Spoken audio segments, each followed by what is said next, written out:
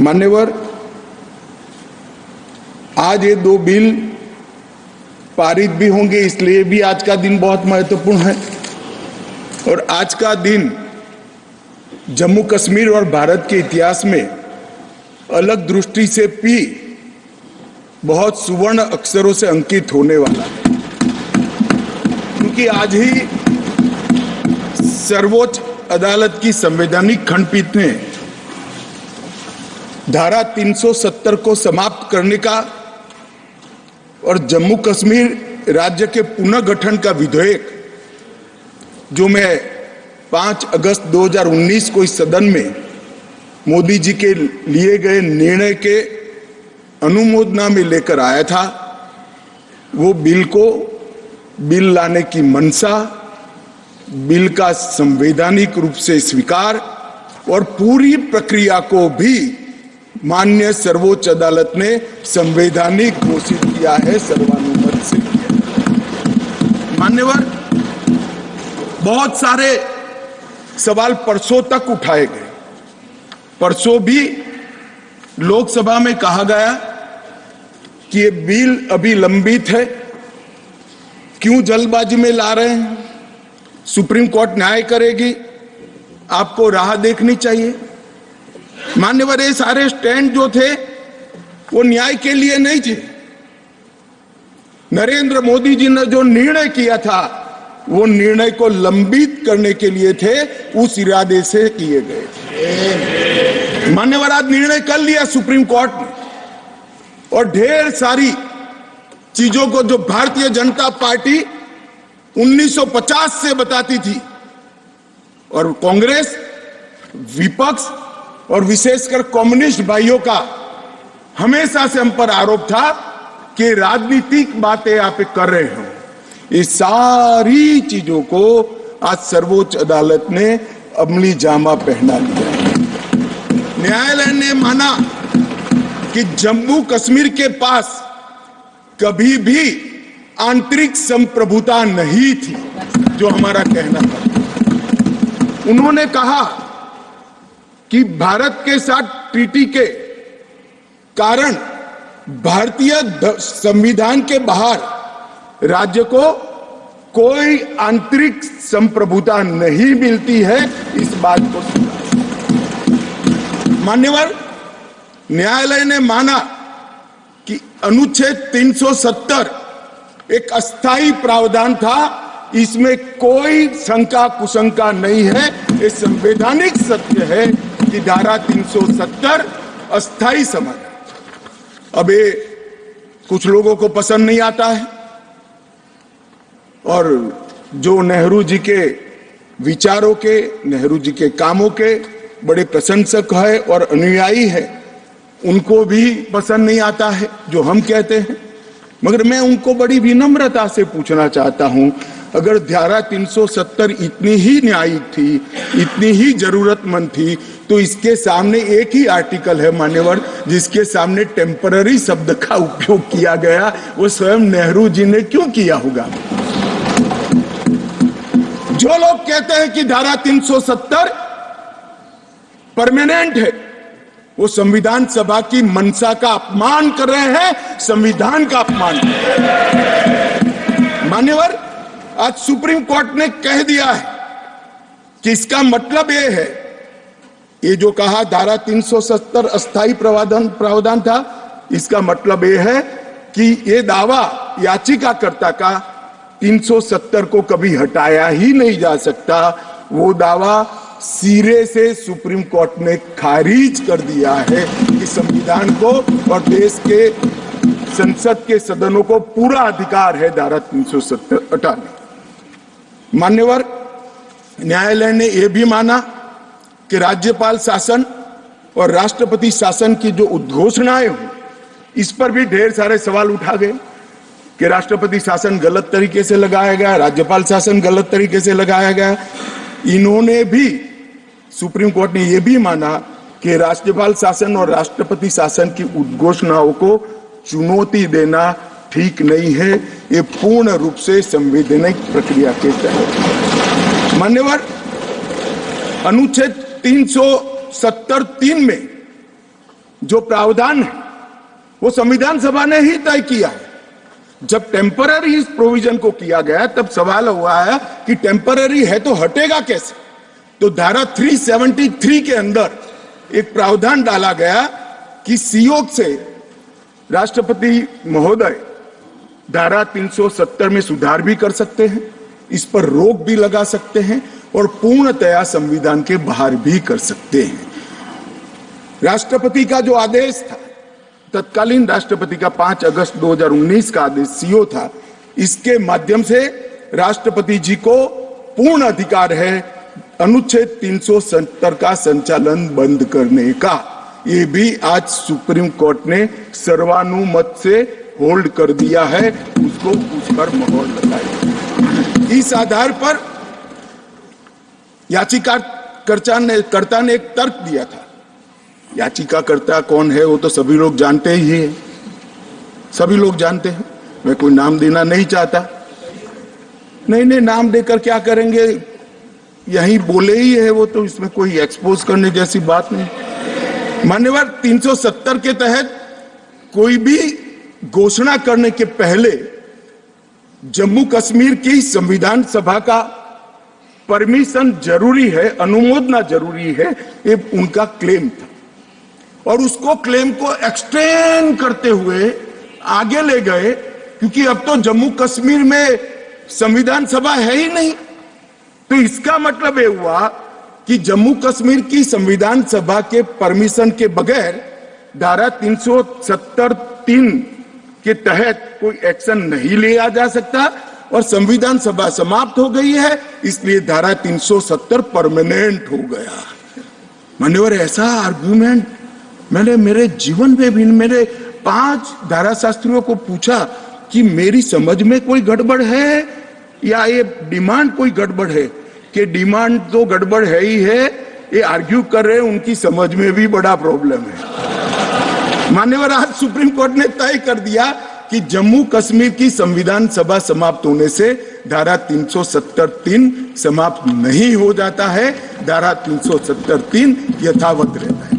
मान्यवर, न्यायालय ने यह भी माना कि धारा 370 के तहत मिली हुई शक्ति का प्रयोग करते हुए राष्ट्रपति महोदय एक तरफा सूचना जारी कर सकते हैं, जिसको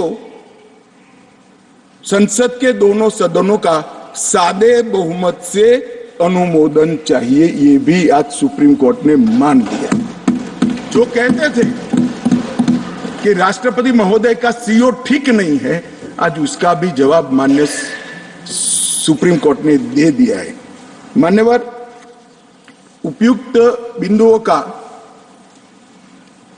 सीओ 272 पर कोई प्रभाव नहीं है, ये भी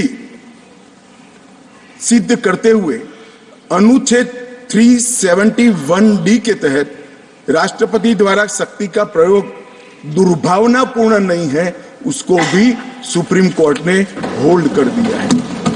मान्यवर, सुप्रीम कोर्ट ने यह भी होल्ड कर दिया है कि क्योंकि जब अब धारा 370 समाप्त हो चुकी है, अब जम्मू कश्मीर के संविधान का कोई अस्तित्व नहीं रहता है। मान्यवर, न्यायालय ने चुनाव कराने के लिए भी चुनाव आयोग को निर्देश करे। मान्यवर, बहुत सारे लोग, अब इसमें तो इतना सारा लूट गया, जो दावे थे सारे खारिज हो गए। तो एक पूंछ पकड़कर मैंने बाइट देखा करते हैं, क्या पूंछ पकड़ते हैं कि चुनाव आयोग ने ऑर्डर कर दिया। अरे भाई, क्या ऑर्डर करा? मैंने स्वयं कहा है कि हम चुनाव कराएंगे, इसमें कौन सी बड़ी बात है? इसी सदन में कहा है, लोकसभा में करा है, एज ए गृह मंत्री ऑन रिकॉर्ड करा है।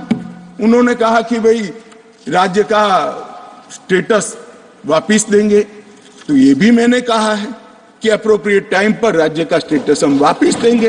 और सुप्रीम कोर्ट ने भी ये जो कहा है उसमें मेरे सदन में के बयान को और सॉलिसिटर जनरल के सुप्रीम कोर्ट के सामने बयान को कोट करते हुए कहा है। अब मुझे कोई समझाए इसमें विजय कहां से हुई है? घोर पराजय में विजय कैसे ढूंढना इसकी कला कोई आप लोगों से सीख ले साहब। इतने बड़े घोर पराजय, विजय कैसे ढूंढना, इसका कोई अभ्यास वर्ग साहब रखना चाहिए 7 अर्थ में। ये बहुत बड़ी कला है। मैं तो आज अगर उनके जैसे मेरे विचार होते तो एक सुप्रीम कोर्ट के जजमेंट को देखकर डिप्रेशन के मारे 1 महीना सदन में ना आता, मगर ये तो प्रेस कर रहे हैं। और कांग्रेस पार्टी ने आज प्रेस करी मान्यवर, और प्रेस में क्या किया, कहा कांग्रेस पार्टी ने, कांग्रेस पार्टी ने ये कहा मान्यवर कि ये जजमेंट आने के बाद भी हम मानते हैं कि धारा 370 को गलत तरीके से हटाया गया है। अब मान्यवर, देश के दोनों सदनों ने, देश की संसद की दोनों सदनों ने राष्ट्रपति के सीओ को अनुमोदना दे दी, कानून पारित हो गया, कानून नोटिफाइड हो गया, किसी ने चैलेंज भी किया सुप्रीम कोर्ट में, ठीक है, सबका अधिकार है, करना चाहिए।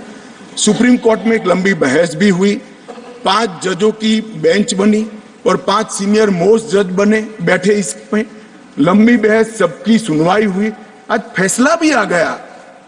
मगर ये फैसले के बाद भी ये कहते हैं कि हम इसको नहीं मानते हैं और हम मानते हैं कि धारा 370 गलत तरीके से हटाया गया है।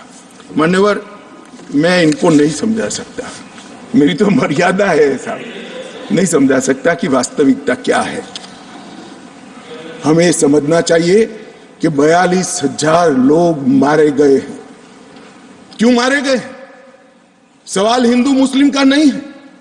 इनसे ज्यादा मुसलमान गुजरात में है, कश्मीर से ज्यादा मुसलमान उत्तर प्रदेश में है, कश्मीर से ज्यादा मुसलमान बिहार में है, कश्मीर से ज्यादा मुसलमान आसाम में है। क्यों वहां अलगाववाद नहीं हुआ? क्यों वहां टेररिज्म नहीं हुआ? बाउंड्री का भी सवाल नहीं है साहब। कई ऐसे राज्य हैं, राजस्थान की बाउंड्री भी पाकिस्तान से लगती है, गुजरात की बाउंड्री भी पाकिस्तान से लगती। क्यों हुआ?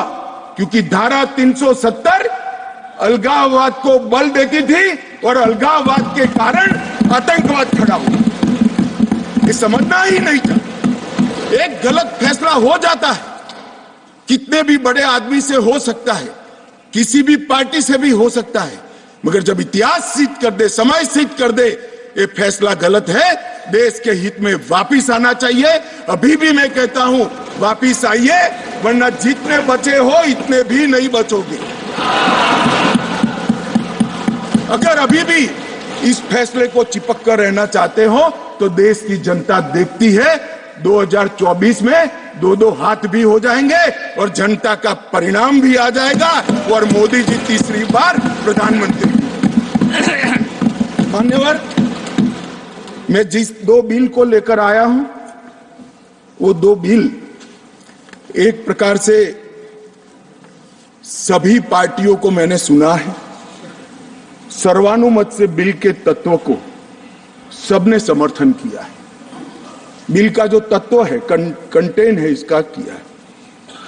मुझे था कि विकास खड़े हो जाएंगे कि हम अपोज में खड़े हैं, मगर मैं सभी पार्टियों को कहता हूं, तब ये तो काउंट करता हूं कि कम्युनिस्ट पार्टी कभी अच्छे काम का समर्थन नहीं कर सकती है, इसलिए सभी पार्टियों से मेरा मत, बाकी दलों से। मान्यवर, कमजोर और वंचित वर्ग, ये जो नाम है, किसी भी नागरिक की डिग्निटी को बहुत हर्ट करने वाला नाम है, अंतर की गहराइयों तक दुख खड़ा करने वाला नाम है, और बहुत समय से था। आज प्रधानमंत्री जी ने एक जो फैसला लिया है, जिस फैसले को वास्तविक स्वरूप देने के लिए मैं आपके सामने उपस्थित हुआ हूं, इसमें कमजोर और वंचित वर्ग की जगह अन्य पिछड़ा वर्ग ये नाम जोड़ने का फैसला दिया है, जो संवैधानिक ढंग से संवैधानिक सत्य है। मान्यवर, दूसरा बिल जो है, वो दूसरा बिल जम्मू कश्मीर में सालों से अलग अलग प्रकार के विस्थापित हुए। मान्यवर, 80 के दशक से आतंकवाद की शुरुआत हुई, 89 से चरम सीमा पर पहुंचा। ढेर सारे कश्मीरी हिंदू, विशेषकर कश्मीरी पंडित और ढेर सारे सिख भाई घाटी छोड़कर पूरे देश भर में बिखर गए। जम्मू में गए, बेंगलुरु गए, गुजरात गए, दिल्ली गए, फरीदाबाद गए, देश भर में बिखरे। सभी राज्यों ने उनकी आवभगत भी की, सभी राज्यों ने उनको रिजर्वेशन भी दिया, कई राज्यों ने उनको नौकरी में प्रायोरिटी दी भी। कश्मीरियों को गले लगाने का काम पूरे देश ने किया है, पूरे देश की जनता ने। मान्यवर, वो बिखरे और ऐसे बिखरे कि अपने ही देश में वो विस्थापित हो गए, निराश्रित हो गए। जिनके पास अरबों खरबों की संपत्ति थी, वो दर दर की ठोकरे खाने के लिए मजबूर हो गए। मान्यवर, उन लोगों को सम्मान देने के लिए, और ये आंकड़ा कोई छोटा मोटा आंकड़ा नहीं है, 46,631 परिवार जो रजिस्टर्ड है वो वहां से विस्थापित हुए हैं, और 1,57,967 लोगों ने हमारे बहुत प्रयास के बाद 19 के बाद हमने एक अभियान चलाया, हर शहर में जाकर एडवर्टाइज दिया है, ऑनलाइन रजिस्ट्रेशन हो गया है, और इतने लोग अब तक रजिस्टर्ड हुए। तनख्वाह साहब ने कहा कि बहुत सारे हैं, करना चाहिए। मैं तो उनको निमंत्रित करता हूं, तनख्वाह साहब आप जितने भी छूट गए इसकी सूची लाइए, आधी सेकंड में मैं रजिस्टर कर आपको एक्नॉलेजमेंट। मान्यवर, ऑनलाइन प्रक्रिया है, और मैं आज इस महान सदन के माध्यम से देश भर में बिखरे पड़े कश्मीरी पंडित और अन्य विस्थापितों को कहना चाहता हूं, नरेंद्र मोदी सरकार आपको न्याय देने के लिए कमिटेड है। आप मुझे लिखिए, कश्मीर सरकार को लिखिए, किसी भी विज्ञ के बगैर आपका रजिस्ट्रेशन कर दिया जाएगा। आप मतदार भी बनोगे, चुनाव भी लड़ पाओगे, और जम्मू कश्मीर के अंदर आप मंत्री बनकर भी जा सकते हो। आपको पूरा। मान्यवर, 3 युद्ध भी हुए, 1947 में और 48 में युद्ध हुआ। 31,779 परिवार आज के पाकिस्तान अधिकृत कश्मीर से शरण लेकर भारत में आए।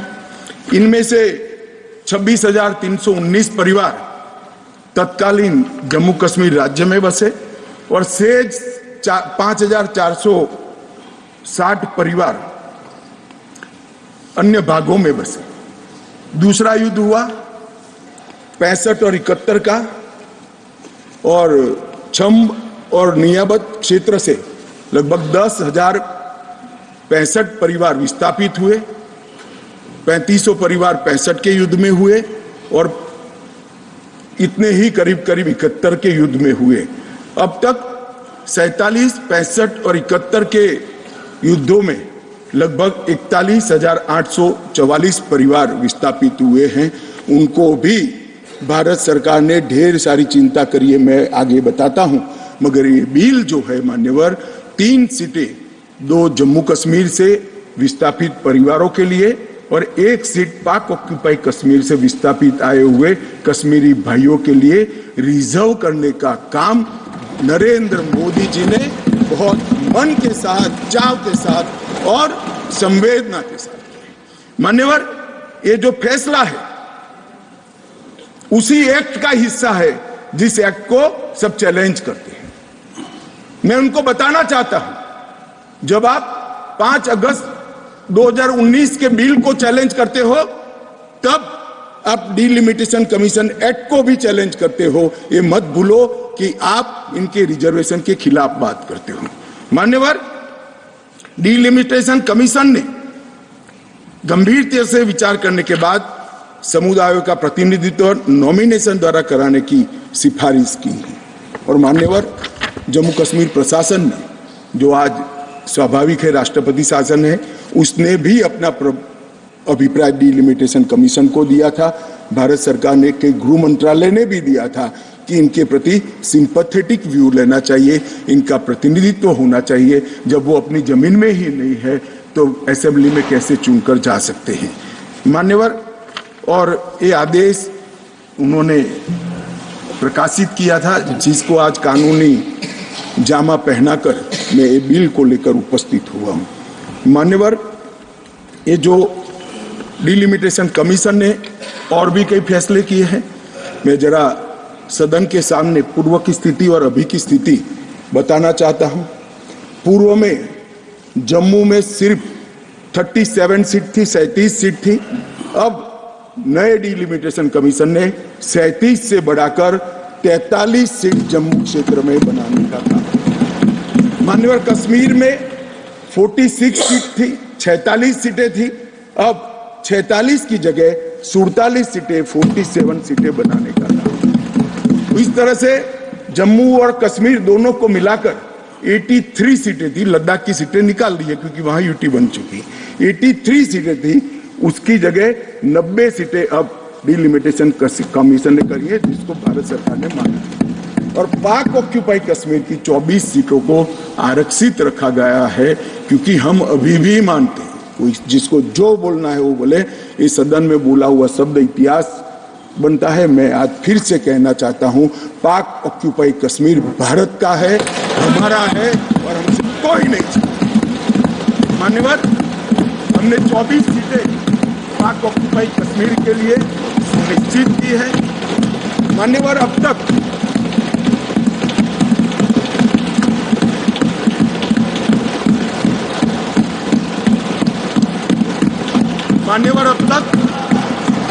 SC ST की सीटों में बड़ी विसंगतताएं भी थी, और जो दिग्विजय की कहते थे संवेदनशील अप्रोच होना चाहिए, संवेदनशीलता होनी चाहिए। SC ST के प्रति संवेदना से ही ये निर्णय हुआ है। पहले जो 7 सीटें थी SC की, उसको हमने बरकरार रखा, और ST की सीट शून्य थी, क्योंकि धारा 377 परमिट नहीं करती थी, अब परमिट करती है।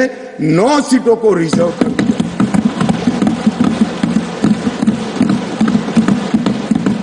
अरे जो कह रहे थे हमारे डॉक्टर साहब कि गुर्जर बकरवालों ने इस देश को बचाया है, मैं सदन में इस देश के गृह मंत्री के नाते कहना चाहता हूं, मान्यवर, कभी भी युद्ध हुआ, कभी भी आतंकवादियों ने पैंतरे रचे, मेरे गुर्जर बकरवाल भाइयों ने भारत के तिरंगे को ऊंचा किया।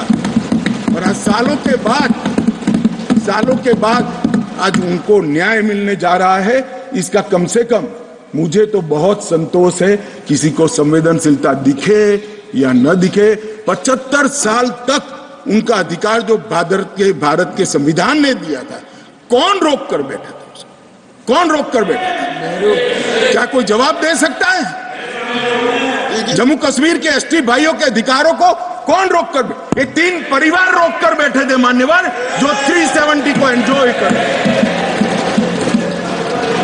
मान्यवर। और इसके अलावे भी ओपन सीट में भी वो लड़ सकते हैं। माननीय दिग्विजय सिंह ने कहा, माननीय सदस्य ने कहा कि भाई इसमें स्पष्टता नहीं है, इनको कितनी मिलेगी, इनको कितनी मिलेगी। मैं फॉर इंफॉर्मेशन दिग्विजय सिंह को कहना चाहता हूं, ये इन प्रिंसिपल बिल है। ट्राइबल डिपार्टमेंट और OBC डिपार्टमेंट से अलग से इसके बिल आएंगे, जिसमें इसके रिजर्वेशन की सीटों की और चिन्हित करने की व्यवस्था होगी। वो एक अलग प्रक्रिया है, मगर ये स्पष्टता से कर। मैं दिग्विजय सिंह को बहुत अच्छे तरीके से जानता हूँ साहब। जब भी वो हंसकर बोलते हैं तब बहुत समाज के अंदर डिस्टर्बेंस होता है। बड़ा रिकॉर्ड है उनका, मैं रिकॉर्ड को जानता हूं। आज भी हंसकर बोले, मैंने बोला क्या निहितार्थ थे, फिर मैंने ध्यान से उनकी चीज को याद कर सोचा, तो मुझे मालूम पड़ा कि इन्होंने कहा कि भाई किसी का छीनकर तो नहीं लगू। ये गुर्जर और बकरवाल को लड़ाना चाहते हैं, गुर्जर और बकरवाल को लड़ाना चाहते हैं। मैं आज फिर से कह देता हूं मान्यवर, बैठ जाइए दिग्विजय जी, अब हो गया, लोग समझ चुके हैं आपको, बैठ जाइए। मान्यवर He is not yielding. He is not yielding. He is not yielding. Go ahead. Honorable Home Minister. He is not yielding. He is not yielding.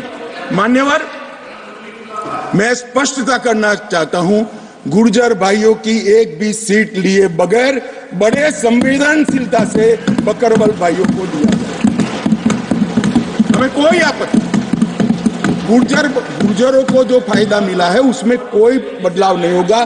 Tribal के सारे फायदे एजुकेशन में और बाकी सारे नौकरियों के रिजर्वेशन में जितने भी फायदे गुर्जर भाइयों को मिल रहे हैं, पहाड़ियों को मिल रहे हैं, वो पहाड़ियों को जो भी मिलेगा वो उसके अलावे मिलेगा।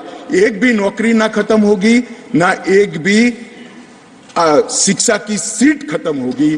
पूरा का पूरा अधिकार आपका भी रहेगा, उनका भी। मान्यवर, एक बहुत बड़ी चर्चा चली कि जवाहरलाल नेहरू जी का कश्मीर के लिए कंडक्ट और इस पर हमारा नजरिया थोड़ा तंग है।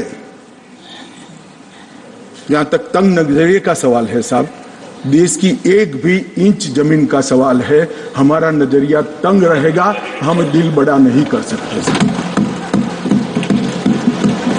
किसी को अधिकार नहीं है अपने बड़े हृदय को दिखाने के लिए देश का एक भूभाग देश से चला जाए और मूक दर्शक बनकर खड़े रह जाए। किसी को अधिकार नहीं। मैं आज फिर से कहता हूं, ये आरोप से मैं सहमत हूं। हमारा नजरिया तंग है। देश की एक इंच जमीन भी जाती है तो इसके लिए भारतीय जनता पार्टी का हर कार्यकर्ता मतलब सर्वोच्चता से संघर्ष करेगा, लड़ाई करेगा और लड़ेगा।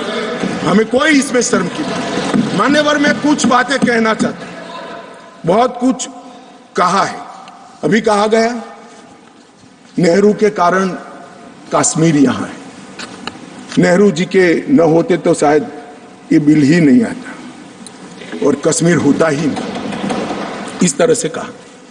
मैं आज कहना चाहता हूं कि जो आजादी के बाद भारत की रचना को जानते हैं उनको मालूम होगा हैदराबाद में इससे भी बड़ा प्रॉब्लम हुआ था। क्या जवाहरलाल जी गए थे क्या?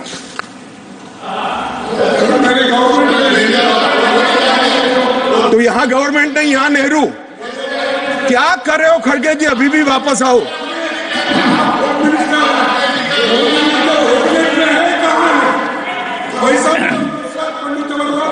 एक मिनट, रिकॉर्ड पर है। कश्मीर में दिग्विजय जी ने सरदार पटेल का नाम नहीं लिया। एक नाम दिया शेख अब्दुल्ला का, दूसरा नाम दिया जवाहरलाल नेहरू का। तो वो होम मिनिस्टर थे, क्यों नहीं दिया भाई? अब सुनिए दिग्विजय जी, अब सुनिए, सुनना पड़ेगा, ऐसे नहीं चलेगा। हमने सुना है, धैर्य से सुना है। मान्यवर, जूनागढ़ में क्या जवाहरलाल नेहरू गए थे? हैदराबाद में जवाहरलाल नेहरू गए थे? लक्षद्वीप में जवाहरलाल नेहरू गए थे? जोधपुर में जवाहरलाल नेहरू गए थे? जवाहरलाल नेहरू एक ही जगह काम देखते थे, जम्मू कश्मीर में, जिसको आधा छोड़कर आ गए। एक ही जगह देखते। मान्यवर, दूसरा, विलय लेट क्यों हुआ? सारे लोग जानते हैं साहब, इतिहास को 1000 फुट नीचे दफन कर दो, वो ऐसा बीज है जो वटवृक्ष बनकर सच्चाई बाहर आ जाती है। सब जानते हैं कि हमारा विलय इसलिए लेट हुआ कि महाराजा पर किसी एक व्यक्ति को विशेष स्थान देने का आग्रह था। शेख अब्दुल्ला को विशेष स्थान देने का आग्रह था। इसके कारण विलय लेट हुआ और पाकिस्तान को आक्रमण करने का मौका मिला। मैं आज ये पूछना चाहता हूं कि इतने सारे कठिन राज्यों का विलय हो गया, कहीं पर 370 क्यों नहीं है? क्यों नहीं है? ना जोधपुर में है, ना जूनागढ़ में है, ना हैदराबाद में है, ना लक्षद्वीप में है। क्यों 370 नहीं है? कि संवेदनशील हृदय के कारण 370 है। संवेदनशील हृदय। मान्यवर, कंडीशन किसने रखी? किसने स्वीकार की? इतिहास जवाब मांगता है, देश की जनता जवाब मांगती है। जवाब देना पड़ेगा, भाग नहीं सकते इतिहास से कोई। मान्यवर, सेना भेजने में देरी क्यों हुई? और ये कहते हैं कि इसके बाद भी देरी हुई है। मैं साहब एक रेफरेंस सैम मानेकशॉ का देना चाहता हूं। फील्ड मार्शल सैम मानेकशॉ तब डायरेक्टर ऑफ मिलिट्री ऑपरेशंस थे। उन्होंने एक जगह पे कहा है कि कबीलाई हमलावर आक्रामक और लूट मचा रहे थे, तब चर्चा में ही व्यस्त थे। मैं व्यक्ति का नाम देना नहीं चाहता वरना खड़े हो जाएंगे। तब एक मीटिंग में सैम मानेकशॉ मौजूद थे। सरदार पटेल जी ने नेहरू जी को कहा, जवाहर आप कश्मीर चाहते हो या नहीं चाहते हो, देरी क्यों हो रही है? तब जाकर सेना भेजने का निर्णय हुआ है। जवाब देना पड़ेगा। नहीं दिग्विजय भी ऐसे मत करे, मैं भेज दूंगा आपको, पुस्तक ही भेज दूंगा। मान्यवर, Honorable Home Minister is not yielding. He is not yielding. Honorable Home Minister is not yielding. मान्यवर, एक बात सर्वविदित है, अगर असमय सीज फायर नहीं होता, सीज फायर असमय नहीं होता तो आज पाक ऑक्यूपाई कश्मीर नहीं होता। अब पत्रों का जिक्र कर रहे हैं, किसी अंग्रेज सेनापति ने देखा, मैं जरूर देखूंगा इसको, अगर लिखा है तो देखना चाहिए। परंतु अफसर कुछ भी कहे, देश का प्रधानमंत्री का देश की जमीन के लिए संवेदनशीलता होना चाहिए या नहीं होना चाहिए? मान्यवर, इतना छोटा सवाल है। हमारी सेना जीत रही थी, वो भाग रहे थे, 2 दिन रुक जाते, पूरा पाक ऑक्यूपाई कश्मीर तिरंगे के तले आ जाता। क्यों किया? दूसरा, क्यों मामले को यूएन में ले जाया गया? अब ये सारी चीजों को आप कहते हैं कि रेफरेंस लाइए, रेफरेंस लाइए। मान्यवर, मुझे मालूम था दिग्विजय सिंह, हाँ करता हूं, बैठिए, मुझे मालूम था साहब ये खड़े हो जाएंगे, इसलिए मैं लेकर आया। मैं एक कोट अनकोट पढ़ता हूं। यूनाइटेड नेशन के अनुभव के बाद मैं इस निष्कर्ष पर पहुंचा हूं कि वहां से कुछ संतोषजनक नतीजों की उम्मीद नहीं की जा सकती। मुझे सीज फायर करना अच्छा फैसला लगा, लेकिन इस मसले को ठीक से हम नहीं निपट पाए, नहीं परख पाए। हम सीज फायर पर और विचार करके बाद में निर्णय करना चाहिए था। हालांकि ये सब भूतकाल की गलतियां हैं। ये जो कोट है किसी और का नहीं है, जवाहरलाल नेहरू का है। अब उनको तो मानोगे या नहीं मानोगे कि उन्होंने गलती की है, स्वीकार करी है। और साहब एक मिनट, सोर्स भी बता देता हूं, Nehru memorial museum and library, Jawaharlal Nehru connection, JNSG 143 part 1। और उस वक्त जब अरे भाई, स्वयं नेहरू कह रहे हैं मेरी गलती थी, क्यों इतना पकड़ कर रखा है पूंछ? मान्यवर, और चलो संयुक्त राष्ट्र में जाना भी था तो अनुच्छेद 51 में क्यों ले गए, जहां भारत के अधिकार सीमित होते थे? अनुच्छेद 35 में जाते तो भी हमें कोई दिक्कत नहीं होती। ये भी एक बहुत बड़ा गलत फैसला था। और मैं बताता हूं मान्यवर, एक कहते हैं कि धारा 370 निरस्त कर दी। अगर कल को ये 40 साल के बाद, जोर से बोले मनोज झा जी, 40 साल के बाद, क्योंकि हम मानते हैं कि 40 साल के बाद मैं नहीं हूंगा, मैं तो 60 का हो गया, मेरा आयु 40 साल का हो ही नहीं सकता।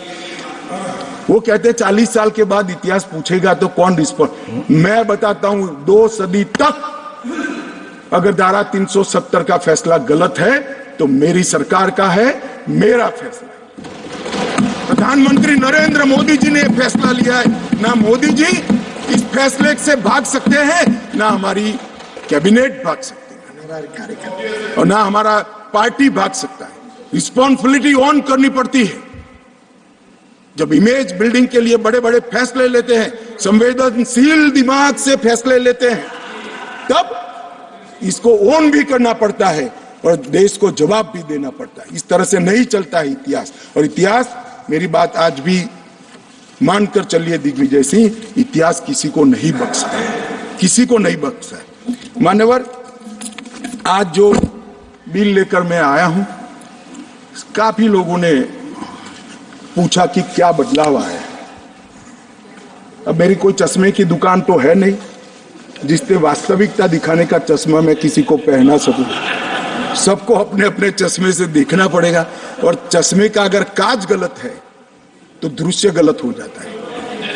मान्यवर, पूरा कश्मीर और जो 2 करोड़ यात्री पूरे देश से जाकर आए, लाखों यात्री अमरनाथ यात्रा कर कर आए, हर महीने लाखों यात्री वैष्णो देवी के दर्शन करके आते हैं और 100 से ज्यादा अधिक फिल्मों के शूटिंग हुए हैं, वो सभी एक मुख से कहते हैं कि कश्मीर की परिस्थिति अच्छी है, मगर स्वीकार करने को तैयार नहीं। मुझे मालूम नहीं है कौन सा चश्मा पहनकर ये देखते हैं। मान्यवर, मैं आज कहना चाहता हूं कि जिस कश्मीर में 40,000 से ज्यादा लोग मारे गए, कई पिताओं ने अपने कंधों पर बेटे के जनाजे लेकर गए। मान्यवर, अपनी बेटी की डोली तक कई लोग नहीं देख पाए और कई बहनों ने अपने भाई को खो दिया। इनकी वेदना, हृदय अगर संवेदनशील है तो ही इसका अनुभव कर सकते हैं, मगर हमारे हृदय में जिनके हाथ में हथियार है, इसके लिए ही संवेदना है, तो इसका रास्ता मेरे पास नहीं है। मान्यवर, मैं इनकी मदद नहीं कर सकता क्योंकि हमारे लिए मन में संवेदना है कश्मीर के युवा के लिए, कश्मीर की बच्चियों के लिए और घाटी के भविष्य के लिए संवेदना है, आतंकवादियों के लिए नहीं। मान्यवर, मैं समझता हूं कि आज आर्टिकल 370 समाप्त होने के बाद और उसके पहले भी नरेंद्र मोदी जी की सरकार आई 2014 में, आज युवाओं का भविष्य ब्लैक नहीं है, परंतु स्कूल का ब्लैक बोर्ड उनका भविष्य बन गया है, वो पढ़ाई लिखाई।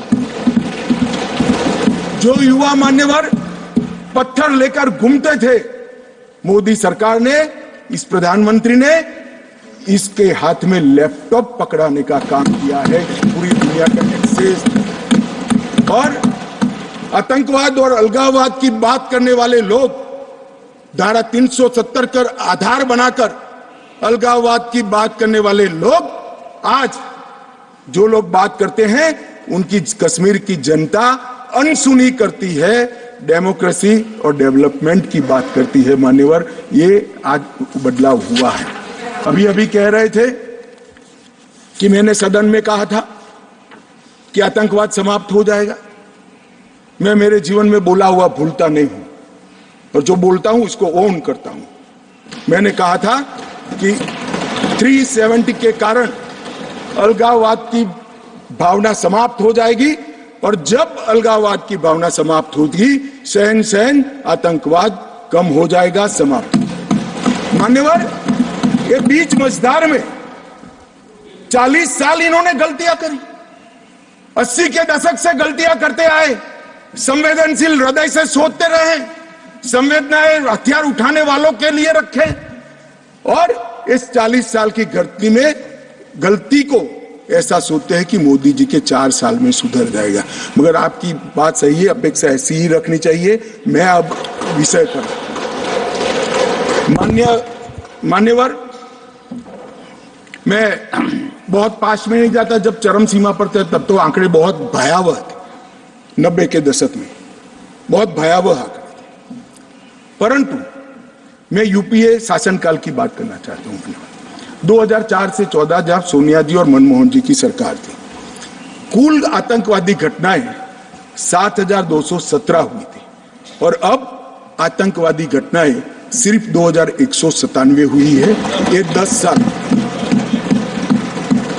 अब सुन लीजिए, बाद में मुद्दा खड़ा करिए खड़गे जी। 70% की कमी हुई है मान्यवर, 70% की कमी हुई और उसमें धारा 370 हटाने के बाद केवल और केवल 4 साल ही गए। सिक्योरिटी फोर्स और नागरिक टोटल 2829, करीब 3,029 नागरिक और सिक्योरिटी फोर्सेस मारे गए। अब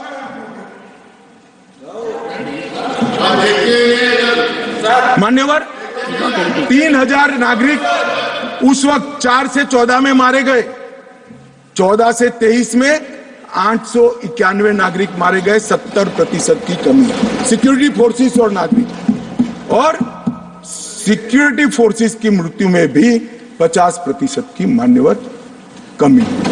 ये कह रहे हैं कि क्या हुआ है। मैं आंकड़े बताना चाहता हूं और मनोज जी खास देखे। आत्मा है तो अंधेरे में टटोल कर सुने, सोचे और विचार परिवर्तन होता है तो ईश्वर के लिए करे। मान्यवर, ऑर्गेनाइज स्टोन पेल्टिंग 2010 में 2654 घटनाएं थी, 2023 में सिर्फ 4 साल हुए हैं, एक भी पथराव की घटना नहीं हुई, एक भी नहीं। स्टोन पेल्टिंग में नागरिकों की मृत्यु 2010 में 112 हुई थी, क्योंकि स्टोन पेल्टिंग ही नहीं हुई है तो मृत्यु भी नहीं हुई, 0 मृत्यु हुई। मान्यवर, स्टोन पेल्टिंग में जख्मी नागरिकों की मैं बात करता हूं, सिक्योरिटी फोर्स नहीं, नागरिक जो घाटी के हैं वो 6235 थे, क्योंकि स्टोन पेल्टिंग नहीं हुई है 0 जख्मी है। अरे भाई इनको दिखाई नहीं देता है। सीज फायर वायलेशन की घटनाएं 2010 में 70 थी और 2023 में 6 हुई। घुसपैठ के प्रयास 489 थे, सिर्फ 48 हुए हैं। मान्यवर, वापिस लौट गए आतंकवादी 18 थे 2010 में, अभी 281 आतंकवादी घाटी छोड़कर। ये संवेदनशीलता का नमूना है नागरिकों के प्रति। मान्यवर, मैं आज बताना चाहता हूं आपको, इसलिए बताना चाहता हूं कि हमने सिर्फ टेररिज्म के खिलाफ आवाज नहीं उठाया है, टेररिज्म के खिलाफ आवाज नहीं उठाया, इस पर आक्रामक कार्यवाही करी, ऐसा नहीं है। हमने टेररिज्म की इको सिस्टम को खत्म करने का काम किया। जो टेररिज्म को फाइनेंस करते थे उन पर भी काम किया है। एनआईए द्वारा टेरर फाइनेंस के केस 32 रजिस्टर किए गए 2014 के पहले, एक भी केस। स्टेट इन्वेस्टिगेशन एजेंसी ने टेरर फाइनेंस के केस 51 रजिस्टर किए, पहले स्टेट इन्वेस्टिगेशन एजेंसी की जरूरत ही महसूस नहीं की गई थी। और मान्यवर, 229 टेरर फाइनेंस केस में अरेस्ट हुई है, 150 करोड़ की प्रॉपर्टी सीज हुई है, 57 प्रॉपर्टी सीज हुई है, और एसआईए द्वारा 134 बैंक अकाउंट में लगभग 100 करोड़ से ज्यादा रकम को फ्रीज करने का काम नरेंद्र मोदी। ये जो कह रहे हैं क्या बदलाव आया, मैं दिखाता हूं बदलाव क्या है। मान्यवर, आज मैं इतना कह रहा हूं कि हमने एक बहुत बड़ा कठोर निर्णय सुरक्षा की दृष्टि से हमने उठाए हैं। मान्यवर, मैं आज बताना चाहता हूं, पहले 2014 के पहले और आर्टिकल 370 नाबूद होने के पहले आपने देखा होगा आतंकवादियों के जनाजों में 25-25 हजार की भीड़ आती। मैं सभी सदस्यों को कहना चाहता हूं, एक भी दृश्य अभी देखा है 370 के बाद? ना, कोई नहीं करता साहब, क्योंकि हमने निर्णय किया है जो भी आतंकवादी मारा जाएगा उसी जगह पे संपूर्ण धार्मिक सम्मान और रीति रिवाज के साथ वहीं दफना दिया जाएगा। स्टोन पेल्टिंग क्यों कम हुई? जितनी नौकरियों की एडवर्टाइज है, इसमें सरकार ने तय कर लिया है कि स्टोन पेल्टिंग का एक भी केस अगर रजिस्टर है तो वो परिवार में से किसी को नौकरी नहीं मिलेगी। क्यों ये विदेश भागकर आतंकवाद करते हैं वो लोग डरे हैं? क्योंकि हमने तय किया है जिसका परिवार का जन पाकिस्तान बैठकर आतंकवाद को प्रोत्साहन देता है उसके परिवार में किसी को नौकरी नहीं मिलेगी। मान्यवर, हमने तय किया है कि जो टेलीफोन रिकॉर्ड के आधार पर प्रस्तापित होता है कि किसी का परिवार का व्यक्ति लिप्त है आतंकवाद को बढ़ावा देने में, तो नौकरी में है तो भी उसको डिसमिस करने के सर्विस रूल्स हमने बनाए। मान्यवर, जीरो टेरर प्लान और कंप्लीट एरिया डोमिनेशन के माध्यम से पूरे टेररिस्ट प्रभावित क्षेत्र को आज हमने सुरक्षित करने का काम किया है। मान्यवर, आज मैं कहना चाहता हूं, जेल अड्डा बनकर पड़ी रही थी। नरेंद्र मोदी सरकार ने जेलों के अंदर जैमर लगाकर सख्ती लगाने का काम किया है और 105 करोड़ की लागत से एक नई जेल बन रही है जो सिर्फ टेररिस्टों के लिए बनेगी। मैं विश्वास के साथ कहता हूं, वो जेल की सुरक्षा कोई भेद नहीं पाएगा और टेररिज्म के अंदर कोई अपना योगदान नहीं देगा। मान्यवर, बार काउंसिल में भी जो समर्थक थे उनको भी संदेश कर दिया गया है और रोजगार पासपोर्ट और गवर्नमेंट कॉन्ट्रैक्ट के लिए भी हमने ढेर सारी चीजें करी हैं। मान्यवर, आदत पड़ गई थी, हमले हो तो बुला देना, इधर उधर कोई बड़ा एक्शन ले लेना जिससे दूसरे दिन के अखबार के टाइटल बदल जाए। हम छिपाने में विश्वास नहीं करते हैं मान्यवर। हमने हमारे समय में भी हमले हुए शुरू में, क्योंकि पुरानी आदत पड़ी थी। उरी में भी हुआ, पुलवामा में भी हुआ। हमने सर्जिकल स्ट्राइक और एयर स्ट्राइक कर कर घर में घुसकर जवाब देने का काम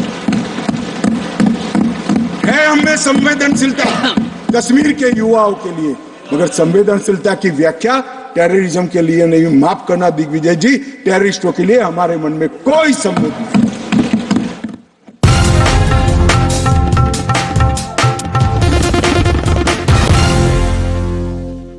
मान्यवर, कश्मीरी, डोगरी, हिंदी, इसको पहली बार मान्यता देने का काम प्रधानमंत्री नरेंद्र मोदी जी ने। 35A के तहत कश्मीर की महिलाओं को न्याय देने का काम प्रधानमंत्री नरेंद्र मोदी जी ने। मान्यवर, शिक्षा हो, नौकरी हो, पहली बार रिजर्वेशन देने का काम प्रधानमंत्री नरेंद्र मोदी जी ने। पहली बार एसटी समुदाय को विधानसभा में आरक्षण देने का काम Narendra Modi ji. Right to education act पहली बार धारा 370 जाने के बाद वहां हुआ। भूमि अधिग्रहण, पुनर्वसन और पुनर्स्थापना में उचित मुआवजा का कानून पहली बार जम्मू कश्मीर में धारा 370। फॉरेस्ट राइट्स एक्ट पहली बार 370 समाप्त होने के बाद। SC ST prevention of atrocity act पहली बार जम्मू कश्मीर में 370 जाने के बाद। विसल ब्लोअर प्रोटेक्शन एक्ट पहली बार जम्मू कश्मीर में 370। साहब, ये विसल ब्लोअर ये भ्रष्टाचार के जुड़ा हुआ मामला था। जम्मू कश्मीर के किसी भी नागरिक को पूछो, सिफारिश के सिवाय नौकरी नहीं मिलती थी। मानो बड़ी परेशानी थी, भ्रष्टाचार होता था, क्योंकि 3 ही परिवारों का शासन। क्यों विसल ब्लोअर प्रोटेक्शन एक्ट वहां लगाएंगे? अभी झारखंड में किसी MP के यहाँ, मैं किस दल के हैं कहना नहीं चाहता, पूरी दुनिया जानती है, इतनी सारी कैश मिली कि बैंक के कैशियर कहते हैं हमने भी इतनी कैश कभी देखी नहीं है। गिनते गिनते 5 दिन हो गए, 27 मशीनें गर्म हो गई। मान्यवर, गर्म हो गई, मशीनें बंद हो गई, मगर अभी समाप्त नहीं होता है। और एक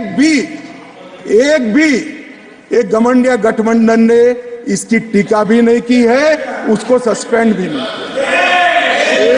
एक भी। मान्यवर, ये खड़े हो गए।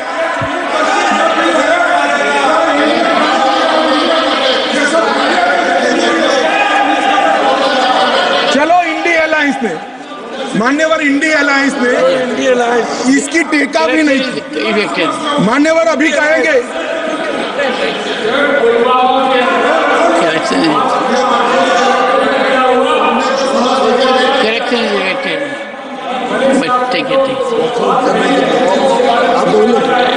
मान्यवर, मुझे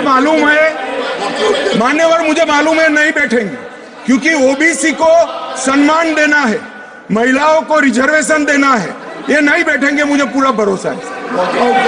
वॉकआउट करेंगे। कितनी भी कटु बात को हम सुन लिए, अब आप जवाब नहीं सुनोगे? क्या बात है? 6 घंटे तक मैंने सुना है आपको, कैसे ना नहीं सुनोगे मुझे?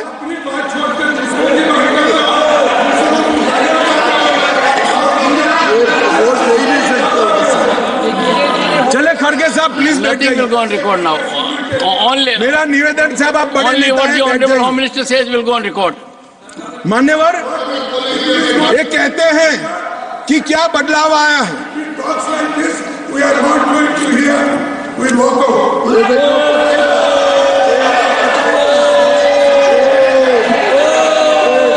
OBC बोलिए साहब, OBC बोलिए,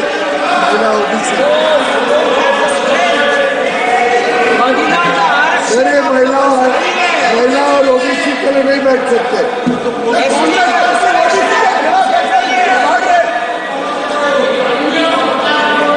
मान्यवर, बहुत सारे पीयूष भाई जैसे भले हृदय के लोगों को था कि ये जवाब सुनेंगे, मैं इनकी ऑफिस में कॉफी पीने के लिए गया, मैंने कहा नहीं सुनेंगे। तो पीयूष भाई ने मुझे पूछा क्यों नहीं सुनेंगे, मैं कोई कांग्रेस पार्टी ओबीसी विरोधी पार्टी है, इसलिए निश्चित इन्होंने काका कालोलकर कमीशन के रिपोर्ट को दबा कर रखा, इन्होंने मंडल कमीशन के रिपोर्ट को दबा कर रखा, इन्होंने ओबीसी आयोग को संवैधानिक मान्यता नहीं दी, इन्होंने ओबीसी के बच्चों को केंद्रीय पूल में रिजर्वेशन का अधिकार नहीं दिया, और इन्होंने ओबीसी का हमेशा विरोध करने का काम किया है। अभी अभी इनके नेता को किसी एनजीओ ने लीक कर दिया है, अर्थ मालूम है या नहीं है मालूम नहीं, कभी पूछ ले कोई फुल फॉर्म तो तकलीफ आ जाए मान्यवर, परंतु अभी एक लीक कर दिया है तो ओबीसी ओबीसी ओबीसी। तो एक पत्रकार मुझे कह रहा था इतना बोल रहे मैं कि इसकी एक तिथि होती है 180 दिन, पहली बार कब मिले बोले वो देख लेना, 180 दिन के बाद विषय बदल जाएगा। इसमें कुछ मन से नहीं होता है साहब। पूरा जीवन इनके पिताजी ने संसद के लोकसभा में खड़े रहकर मंडल कमीशन को लागू करने का विरोध कर दिया, वो आज ओबीसी की बात कर रहे हैं। मुझे तो भरोसा साहब नहीं बैठेंगे, मगर साहब ये पूछ रहे थे क्या परिवर्तन आया है। मैं आज उनको कहना चाहता हूं कि मुरली मनोहर जी राष्ट्रीय अध्यक्ष थे, नरेंद्र मोदी जी हमारी यात्रा के संयोजक थे, लाल चौक में तिरंगा फहराना था, हम सभी गए थे, हमें जाने नहीं दिया। मोदी जी और कुछ लोग जान की परवाह करे बगैर गए और तिरंगा फहरा है। तिरंगा फहराने के लिए भारत के हिस्से पर सेना को दखल करना पड़ता था, वही लाल चौक में 26 जनवरी को घर घर तिरंगा फहरा गया। मान्यवर कहते हैं क्या परिवर्तन आया है। 30 साल से थिएटर बंद थे, थिएटर नहीं चलते थे कश्मीर में। क्यों नहीं चलते थे मैं इसकी मीमांसा में नहीं जाना था, परंतु आज कश्मीर में 3 थिएटर चालू हो गए हैं और 18 थिएटर घाटी में इंतजार कर रहे हैं और कई लोगों ने लोन का एप्लीकेशन। मान्यवर शूटिंग नहीं होता था, 21 से अब तक 24 तक 100 शूटिंग हो चुके हैं मान्यवर, 100 शूटिंग हो चुके हैं मान्यवर। ये सब कहेंगे, इसको भी धर्म के चश्मे से देखेंगे। मैं आज कहना चाहता हूं कि मुहर्रम का जुलूस भी 30 साल तक नहीं निकला था, अभी नरेंद्र मोदी सरकार के समय में।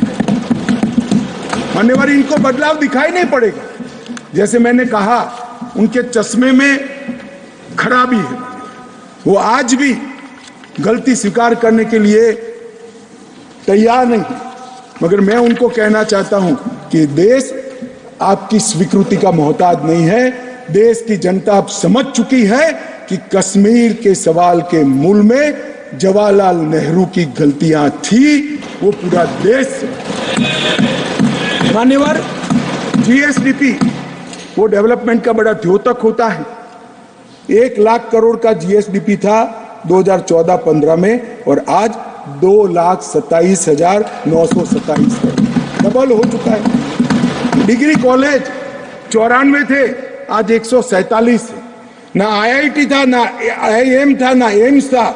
आईआईटी भी खुल चुका, आईएम भी खुल चुका, 2 एम्स की प्रक्रिया चल रही है, एक खुल चुका है, दूसरा खुल जाएगा। मेडिकल कॉलेज 4 थे, 7 नए मेडिकल कॉलेज खुले। नर्सिंग कॉलेज 1 भी नहीं था, 15 नर्सिंग कॉलेज खुले। मेडिकल सीट 500 थी, आज 1300 मेडिकल सीटें हैं। पीजी मेडिकल सीट 367 थी 70 साल में, आज 297 नई जोड़ने का काम नरेंद्र मोदी सरकार ने किया। मिड डे मील के तहत सिर्फ रिकॉर्ड पर, करप्शन तो जो होता होगा, रिकॉर्ड पर 6 लाख बच्चों को भोजन मिलता था, आज 9,31,000 बच्चों को भोजन मिलता है मान्यवर। और मान्यवर 30 लाख से टूरिस्ट का आंकड़ा 2 करोड़ पार कर गया। ये बताता है घाटी में ठीक है। 1485 से अधिक होम स्टे, अभी बताया जांगड़ा जी ने कि पहचान छुपा कर जाना पड़ता था, अच्छी गाड़ी में नहीं बैठ सकते थे, परिचय नहीं दे सकते थे। यहाँ घाटी के मुसलमान भाइयों के वहां होम स्टे चल रहा है और गुजरात, महाराष्ट्र, बंगाल से जाने वाले व्यक्ति इनके घर में रहकर खाना खाकर घाटी का रुख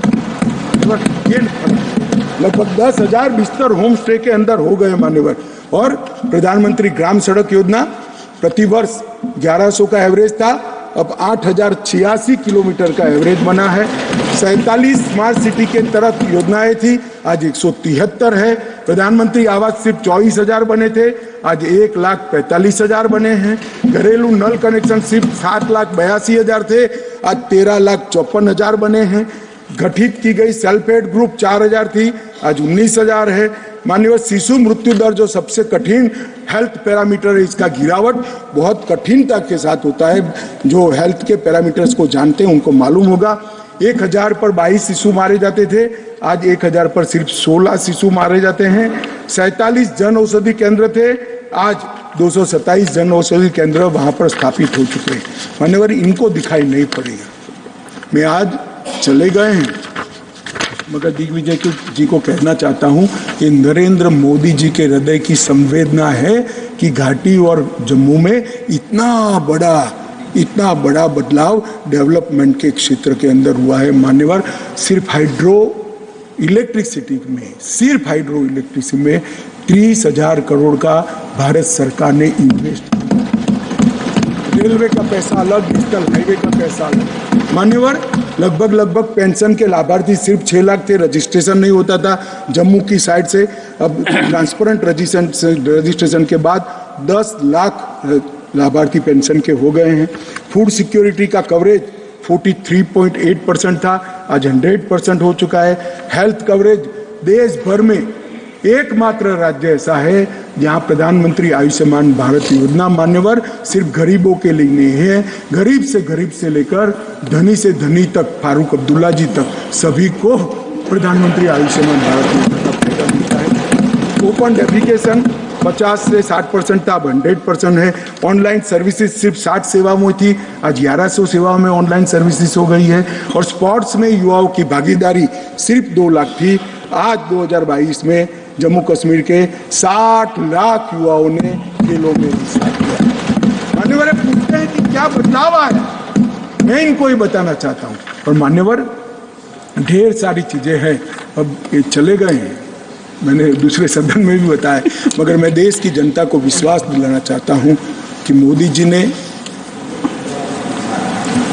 लाल किले सी प्राचीर से इस देश को वादा किया था, और मोदी सरकार और प्रधानमंत्री स्वयं इस चीज पर अड़े कि कश्मीर के युवाओं को हाथ में कभी बंदूक नहीं लेनी पड़ेगी, पत्थर नहीं लेने पड़ेंगे, इनके हाथ में लैपटॉप और किताबें भी होगी, नए कश्मीर की शुरुआत होगी। मान्यवर, आतंकवाद मुक्त कश्मीर बनने की शुरुआत हो गई है।